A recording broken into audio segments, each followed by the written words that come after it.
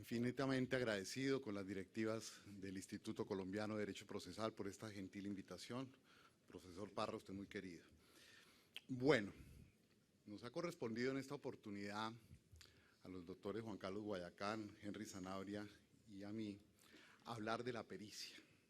Como ustedes muy bien lo saben, es un tema absolutamente transversal en todos los ámbitos jurídicos, especialmente pues, en los procesales, es un tema de vital importancia. El tema específico mío será enfocado al Código General del Proceso. Reflexionando para esta ponencia y en el momento en que me disponía a escribirla, entendí que el legislador quiso resaltar la pericia como la actual reina de todas las pruebas, especialmente aquella que tiene origen en la actividad propia de las partes. Esto, por supuesto, en relación con el Código General del Proceso. Voy a tratar de ser muy fiel con el tiempo y tratar en lo posible 9 temas de vital importancia. El primero de ellos tiene que ver con la necesidad de la prueba pericial. En efecto, el código que todavía no entra en vigencia en materia de derecho privado, que fue para lo que inicialmente se gestó, como ya lo han explicado aquí muchos de mis antecesores, en materia civil, comercial, agrario y familia, sí lo está en la gran mayoría de ámbitos, porque así lo han estimado los jueces, lo han estimado las autoridades. Entonces, el código, con base en ese acuerdo del 28 de mayo de este año, pues se encuentra, del Consejo Superior de la Judicatura, se encuentra en suspenso, lo mismo que la Ley 1395 de 2010, que introdujo la oralidad en el país, se encuentra también suspendida con base en la Ley 1716 del 2014. Sin embargo, eso no significa que no nos demos a la tarea de estudiar, de tratar de interpretar, de empezar a crear con base en las nuevas disposiciones del Código General del Proceso, que repito que aunque no tengan todavía plena aplicación en el ámbito del derecho privado, sí lo tienen en todos los demás. Primer punto que quiero trabajar es el de la necesidad de la prueba. La prueba pericial es un medio de prueba relativamente nuevo. De los tradicionales 7 medios de prueba, pues es el más moderno, sin lugar a dudas. Los romanos, de donde venimos todos nosotros en materia jurídica, no conocieron la pericia como tal, muchísimo menos en la Edad Media. Sin embargo, a pesar de ser la última de las pruebas, se ha coronado desde hace un momento como la más importante de todas, y esto obedece, por supuesto, a los vertiginosos avances de las ciencias técnicas que ha experimentado la humanidad en las últimas décadas.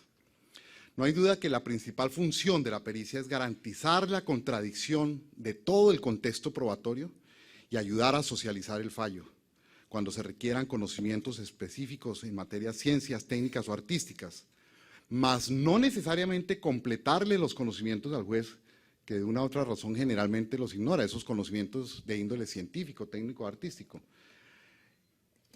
Socializar el fallo significa que toda la sociedad lo comprenda, esté satisfecha de una u otra manera con lo que se produjo en este. Y cuando el asunto litigioso no solamente comporta un problema jurídico que ha de resolverse, sino que además está acompañado de alguna especie de ciencia, técnica o arte, la presencia del perito será requisito sine qua non dentro del proceso. Incluso así el juez, por casualidad o por disposición legal, tenga esos especiales conocimientos científicos también, no podrá prescindir de la prueba pericial. Entendemos en ese orden de ideas que nadie puede ser juez y perito al mismo tiempo. La figura del perito debe ser de una persona exógena, distinta de las partes, distinta del juez, ajeno a todo el contexto procesal, que venga a integrarse a este en razón de esos especiales conocimientos que posee. Segundo, la procedencia. De acuerdo con el artículo 226 del nuevo Código General del Proceso, la prueba pericial es procedente para verificar hechos que interesan al proceso y requieren de esos especiales conocimientos que hemos mencionado. Sobre el mismo hecho o materia no podrá haber sino un solo dictamen pericial en principio, salvo que el juez, como lo veremos ahorita adelante, de manera oficiosa decida decretar uno que lo complemente o que necesite una opinión diferente, precisamente en virtud a que el juez puede en determinados momentos tener también esos especiales conocimientos científicos. La primera norma que trata entonces del tema en nuestro estatuto procesal nuevo en materia de lo privado,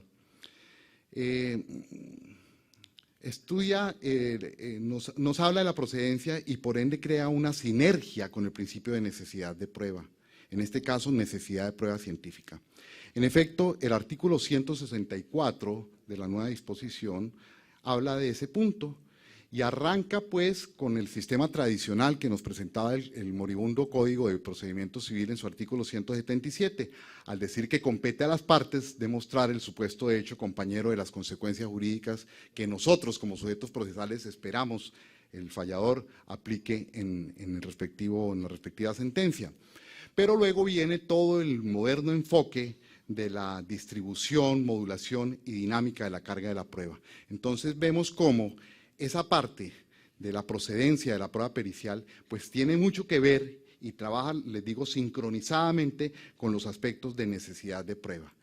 Y esta última parte, digamos la parte novedosa por lo menos desde el punto de vista de estar consagrado en una norma positiva, me refiero por supuesto al tema de la distribución, modulación y dinámica de la carga de la prueba, pues le dará al juez una herramienta muy valiosa para que él, al distribuir y modular la carga de la prueba, al sujeto que le quede más fácil probar por la cercanía con el material probatorio, por su especialidad, por su profesión, arte u oficio, de asignarle a esa persona precisamente el tema de la prueba pericial.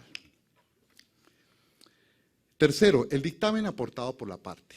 Tal vez es uno de los temas gruesos, de los cambios importantes que introduce el Código General del Proceso. En efecto, el artículo 227 dice que la parte que pretenda valerse de un dictamen pericial deberá aportarlo en la respectiva oportunidad para el aporte de pruebas, la demanda, la contestación de la demanda, la reconvención, su contestación, la proposición de los incidentes que puedan llegar a haber, de los incidentes que pueden llegar a haber en el proceso, que son muy escasos realmente hoy en día con base en la nueva normatividad. La parte interesada podrá entonces contratar los expertos que considere idóneos, pagarlos, por supuesto, de su bolsillo, ¿cierto?, hacerse a la prueba pericial y llevarla, aducirla al proceso en el correspondiente acto procesal. Esto lo privilegia el Código y va a ser la norma y la regla general. Por eso digo yo que aquí está quizás uno de los principales cambios en la materia. Pasamos de un sistema donde en la gran mayoría de los casos la parte le solicita al juez el nombramiento del perito, le dice a qué se debe contraer esa prueba pericial, formula las preguntas y espera que el juez lo nombre. Ese sistema realmente pues ha colapsado entre nosotros y así lo sentimos. Por lo tanto, el Código en buena hora ha dicho, vamos a privilegiar la prueba pericial de parte, vamos a procurar que la parte lo aporte, incluso de consumo, las dos partes en un acto civilizado pueden ponerse de acuerdo para entre los dos mandar a practicar la prueba pericial, pagarla entre los dos y por ende aportarla al proceso. Hemos de entender, por supuesto, que cuando es uno solo de los sujetos procesales el que lo aporta, pues esta llegará en el estadio de sumaria y por lo tanto deberá ser sometido al rasero de la contradicción sobre el cual nos referiremos adelante. Pero si las dos partes de consumo han mandado a practicar su prueba pericial, la han pagado también en forma equitativa y la aportan los dos al proceso, pues hemos de entender que en principio haya de llegar como ya una plena prueba, como una prueba totalmente elaborada. Recordamos que el tema de la lista de auxiliares de la justicia en relación con los peritos desaparece en la nueva normatividad del Código General del Proceso. Entonces, esto pues va a facilitar las cosas en cierta forma y va a estimular la prueba pericial de parte. Ahora bien, eso no significa de ninguna manera que la posibilidad que nos asiste a las partes intervinientes en un proceso de solicitarle al juez el nombramiento de perito se haya acabado. Tenemos que ampararnos en el artículo 48 del nuevo estatuto, el cual regula la manera como el juez va a nombrar el perito. Al desaparecer el ítem de peritos de la lista de auxiliares de la justicia, lo que la ley le está diciendo al juez es acuda a las entidades oficiales en primer término, donde puedan proveerle el profesional más idóneo para que resuelva el tema y haga el trabajo pericial. Si en el ámbito del oficial no llega a encontrar a esa persona, pues podrá hacerlo en el mundo de lo privado, en las academias, colegios, agremiaciones, instituciones especializadas, pero no necesariamente el perito tendrá que pertenecer a una colegiatura o a una entidad pública, podrá ser cualquier profesional de reconocida idoneidad el que puede ser llamado por el juez, al proceso en calidad de perito. Discutíamos ayer con algunos de los colegas que esta última parte no ha gustado mucho, porque lo que se quiso conjurar con esto precisamente es el amigazgo que en algunos juzgados, en algunas entidades se presenta con el tema de la lista de auxiliares de la justicia y la posibilidad de que yo como juez nombre siempre al mismo, incluso para temas muy disímiles, que no tienen nada que ver uno con el otro, digámoslo a carta blanca, si tenga mi perito de cabecera. Entonces, si lo que se quiso conjurar, dicen algunos, era precisamente esa situación, y que realmente se nombre gente experta y que por pertinencia tenga que ver con el asunto científico, técnico que se quiera averiguar, pues esta última parte que da la posibilidad de nombrar a cualquiera que no pertenezca necesariamente a una entidad pública o privada, pues va a volver a lo mismo. La verdad es que yo no lo creo así, yo creo que los jueces se van a cuidar muchísimo en eso de ahora en adelante, y las exigencias que hace el código en relación con la pertinencia, es decir, la lógica, la coherencia y la armonía que debe haber entre lo científico del asunto litigioso, entre la parte especializada del asunto litigioso y la persona del perito y su profesión, arte u oficio, debe ser total. Debe haber una simetría, debe haber una empatía absoluta entre esa ciencia, porque de lo contrario el juez no podría hacer nombramiento de a quien continuamente pues se lo está realizando. Muy bien. Cuarto, el decreto oficioso del dictamen pericial. En efecto, el artículo 230 de la nueva disposición dice que cuando el juez decrete la prueba de oficio, la prueba pericial, determinará el cuestionario que el perito deberá de absolver, fijará el término para que rinda el dictamen y le señalará provisionalmente el tema de honorarios y gastos que se puedan erogar en ese momento, ¿no? Si las partes no consignan cuando el juez ha decretado la prueba y ha señalado esos honorarios y gastos, de todas maneras el perito tiene que realizar la prueba pericial y aportarla al proceso. Si no, estará sujeto a sanciones que van de multas de entre 5 y hasta 10 salarios mínimos mensuales vigentes. Aquí yo quiero de todas maneras resaltar una cosa importantísima en relación con la prueba pericial de oficio y en general con las pruebas de oficio. El enorme cambio sustancial, el enorme cambio de filosofía, de criterio que introdujo la nueva disposición. En efecto, como ustedes muy bien lo saben, por allá, si no estoy mal, los artículos 179, 180 del todavía vigente en materia de derecho privado, Código de Procedimiento Civil, dice que los jueces podrán decretar pruebas de oficio. Podrán decretar pruebas de oficio, o sea que lo deja a la liberalidad del juez. En cambio, el nuevo estatuto en el artículo 170 es absolutamente enfático en ordenarle al juez ese decreto de pruebas. El juez deberá decretar pruebas de oficio. Y la razón es absolutamente lógica y entre otras elemental. Cuando las partes en un sistema en principio adversarial no le traen al juez los suficientes elementos de convicción y basados en el principio de la necesidad de prueba, pues no tiene otro chance distinto el juez que verse obligado a completar ese acervo probatorio, que lo llene de convicción, que le dé la razón. Máxime en el tema científico y técnico, porque si los vacíos, los baches son no solo del juez, repito, sino del común de las gentes, el juez tiene que pensar en el común de las gentes. Si el común de las gentes ignora esa situación, esa ciencia, esa técnica, esa arte, pues le tocará completarlo si las partes no le aportaron la prueba pericial o le solicitaron el nombramiento del perito. Entonces habrá de decretarlo de oficio, le encargará cuál es el trabajo específico, le realizará las preguntas que el perito habrá de absolver de manera obligatoria. Y aquí en el segundo inciso del 170, aprovecho pues para destacarlo, logramos dejar algo que sabíamos y entendíamos, pero que muchas veces algunos jueces nos lo quitaban, y es la posibilidad que existe para las partes de controvertir la prueba decretada de oficio y por ende la prueba pericial. Controvertir las pruebas son todas, es que las pruebas no se pueden quedar en estado de sumaria dentro del proceso, independientemente que las hayan arrimado las partes, independientemente que el juez oficiosamente haya decidido incorporarlas al proceso.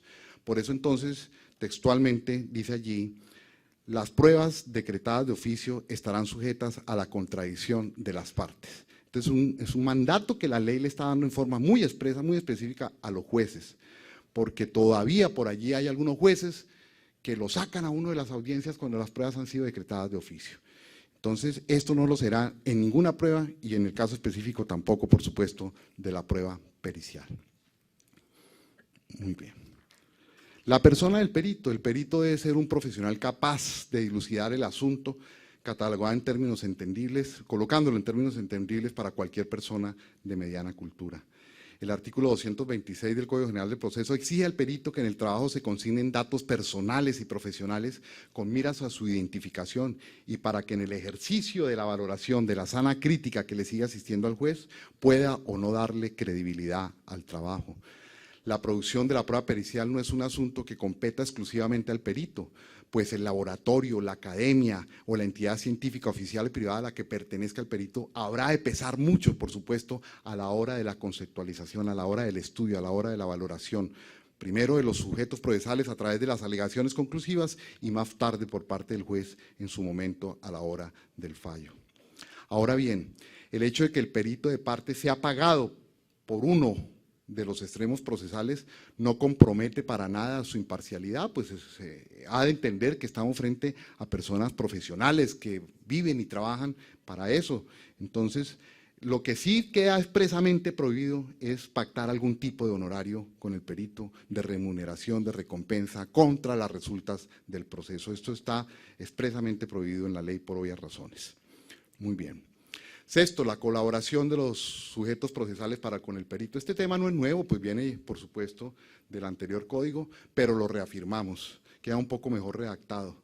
Las partes tenemos el deber de colaboración con el perito. Si los papeles están en su oficina, si están bajo su custodia, si los archivos magnéticos son suyos, tiene que proporcionárselos al perito. Si es su casa la que van a evaluar, su finca, su terreno, tendrá que permitirle el acceso al evaluador. Y así en general, si usted es la persona física que va a ser objeto de los exámenes médicos, psiquiátricos, psicológicos, pues tendrá que ir a los sitios o hacer que las personas que tengan que comparecer lo hagan en la medida de las posibilidades. Esto será visto con muy buenos ojos por parte del juez. Recuerdo que el tema lo venimos trabajando de mucho tiempo atrás en uno de los congresos procesales a nivel nacional como este, en el de Cali hace unos 4 o 5 años fue el tema central, la conducta procesal de las partes como indicio que habrá de valorar el juez, y aquí lo tenemos consagrado legalmente. Ahora bien, eso no significa que el juez no pueda atender razones, en ocasiones, de que las partes digan no podemos permitirle el material al perito, no podemos dejarlo entrar cuando se ponen en peligro derechos de las personas. El juez tendrá que tener en cuenta eso para morigerar el rigor de los indicios que se desprenden de esto. Muy bien. El perito en la audiencia y la colaboración y la contradicción del dictamen, y con eso doy por terminada esta breve charla. Sabemos que la contradicción es el ejercicio del derecho de defensa, pero referido al tema probatorio. Y el derecho de defensa no es otra cosa que el eje gravitacional del debido proceso. Todo lo que usted diga, haga en materia de debido procesos, en últimas, atiende a sacar adelante el tema del derecho de defensa. Por ende, en materia probatoria, la contradicción es considerada pues un derecho sagrado, pues en el buen sentido de la expresión. El nuevo esquema procesal civil está montado sobre la audiencia pública, verbal, concentrada y con total inmediación, como ya lo han narrado aquí varias de las personas que me han antecedido. Pues prácticamente allí se aglutina y se materializa la contradicción de la prueba pericial. Al ser llamado en la mayoría de los casos el perito por el juez a la audiencia, digamos que en el código queda discrecional que el juez llame al perito a la audiencia, nosotros creemos que en la gran mayoría de los casos, y el ideal sería ese, que en todos los casos los jueces llamen a los peritos a participar del debate dentro de la audiencia, los sujetos tendremos la oportunidad de tenerlo allí, en forma presencial, cara a cara, y por lo tanto ejercer a través de un diálogo sincero, concreto, pero con total respeto, pues la contradicción de esa prueba. La contradicción sigue siendo básicamente la misma, es decir, la posibilidad que se tiene de pedir aclaración, complementación, creemos que adición también, y por supuesto objetar por error grave. Sobre este último punto, se ha discutido muchísimo desde la propia ley 1395 del 2010, que la posibilidad de objetar un dictamen por error grave se terminó, que eso ya no se puede hacer. Nosotros hemos dicho a lo largo y ancho del país que esa afirmación pues es un poco abusiva y hasta un poco temeraria también, porque errores graves siempre se seguirán presentando en los dictámenes periciales.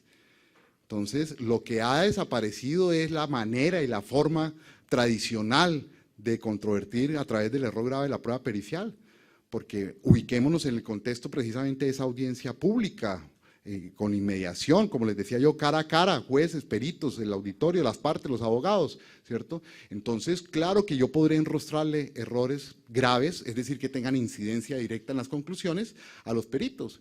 También podré estar acompañado de mis propios expertos, de mis asesores en la audiencia, quienes me podrán transmitir las inquietudes para que yo se las pueda formular al perito y así destacar esos errores graves, los cuales deberán ser resueltos en la misma audiencia. Y esto es un tema absolutamente novedoso, necesario y que a su turno hasta se cae de su peso al pasar de un sistema preeminentemente escrito al que vamos a tener con el Código General del Proceso, que es preeminentemente oral. Entonces, no es cierto que la objeción por error grave se haya terminado en nuestro código. Con esto termino y agradezco muchísimo a ustedes, querido auditorio, por haberme atendido. Muy formal.